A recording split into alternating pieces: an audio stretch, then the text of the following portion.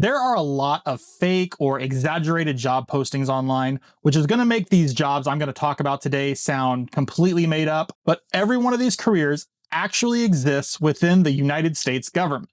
Now, quick note before we start. These are not jobs that most people apply for, but some of you watching might actually find one of these interesting enough to pursue. And the first one is a perfect example of just how unusual these roles can be. Now, this job sounds like something out of a 1990s Will Smith alien movie, but it's actually a real job at NASA. And it's not just about protecting the Earth from the dangers of the galaxy, but also protecting the galaxy from us. Before NASA sends a spacecraft to another planet, there's a real concern most people never think about. What if we accidentally contaminate another planet with Earth microbes? NASA's planetary protection officers are responsible for preventing that. They help set cleanliness standards for spacecraft, oversee sterilization procedures, and make sure missions follow international planetary protection agreements. Now, you might be thinking, why does it matter if our microbes make it to some distant planet that we're never going to personally visit? It matters because if we ever find life elsewhere, scientists need to know that it didn't come from us.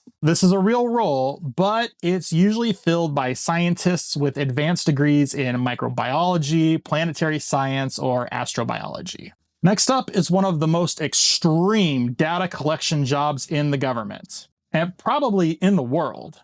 The National Oceanic and Atmospheric Administration, or NOAA for short, is the federal agency responsible for weather forecasting, climate monitoring, and ocean research. When a major hurricane forms, satellites can only tell us so much. At some point, the government needs real data from inside the storm, and that's where NOAA hurricane hunters come in. These professionals fly specially equipped aircraft directly into hurricanes to measure wind speed, pressure, and storm structure. That data directly feeds into forecasts that determine evacuation orders and emergency responses. It sounds extreme, but it's one of the reasons hurricane predictions have improved so much over time. Now, number 3 is really going to sound fake, and it's probably even going to sound like a meme job. But government cheese manager is actually a real thing, and it's a massive operation inside the United States Department of Agriculture. So back in the 1980s, government cheese was a welfare program. But here's the part nobody tells you. The cheese never went away. Today, the US government still manages what's effectively a strategic cheese reserve, over 1.4 billion pounds of cheese. This isn't some quirky side project of the government. It's logistics, procurement, quality control, and the people who run it don't have cheese manager actually written on their business cards. Their actual job titles look like agricultural warehouse inspector, agricultural commodity grader, and agricultural marketing specialist or commodity procurement. These people are responsible for inspecting massive cheese inventories, grading quality and safety, managing government dairy purchases, and deciding when and how cheese enters or exits storage. So if you're wondering who actually runs the government cheese, it's not a character in a lab coat. It's a career federal employee managing one of the largest food stockpiles on Earth. So when you think about the FBI, you probably think of terrorism, cybercrime, organized crime. You don't usually think stolen paintings. But the FBI has a dedicated art crime team. And yes, it's a real thing. The agents who work these cases are officially still titled a special agent, but they're assigned to the art crime team, a specialized unit within the Bureau. This team investigates stolen paintings, forged artwork, illegally trafficked cultural artifacts. We're talking about pieces taken from museums, churches, private collections, and sometimes straight out of war zones. Some cases involve artwork that's been missing for decades.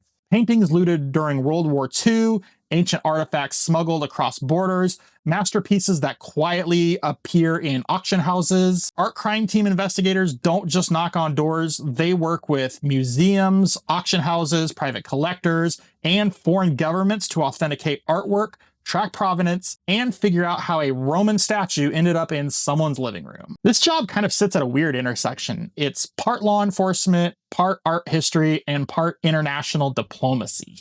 It's not about taste or aesthetics, it's about cultural heritage, organized crime, and money laundering. Because high-end art isn't just beautiful, it's portable, valuable, and incredibly useful for criminals. It's one of the strangest investigative roles in federal law enforcement, and it's real. So bringing up the rear here is another weird one out of the National Park Service. If you're looking for the person whose job it is to chase bears out of campground or break up traffic jams of bison or elk, you won't actually find hazing specialist on a business card. And just to be clear, this is not like college hazing. No beer, no chance, no bad decisions that are going to haunt you for the rest of your life. Inside the National Park Service, this job hides under a much more boring name. And it's usually going to be a biological science technician or a park ranger. These are the people actually out there every day watching animals that are getting too comfortable around humans, following them near roads, parking lots, and campgrounds. And they are the ones who step in before something goes wrong. When people talk about wildlife hazing, this is what they mean: using air horns, shouting, sirens, cracker shells, sometimes even beanbag rounds. The goal isn't to hurt the animal,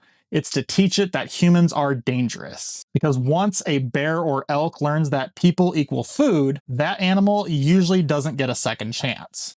Unfortunately, they usually end up being euthanized. This role is not about scaring animals for fun. It's about keeping people safe and keeping wildlife safe. And it's one of the most misunderstood jobs in the National Park Service. Now, these jobs aren't common, and most require very specific backgrounds, but they show how deep, specialized, and sometimes strange government work can get. If you want more videos breaking down real careers, overlooked government roles, and how these systems actually work, go ahead and give me a subscribe, and I will see you in the next one.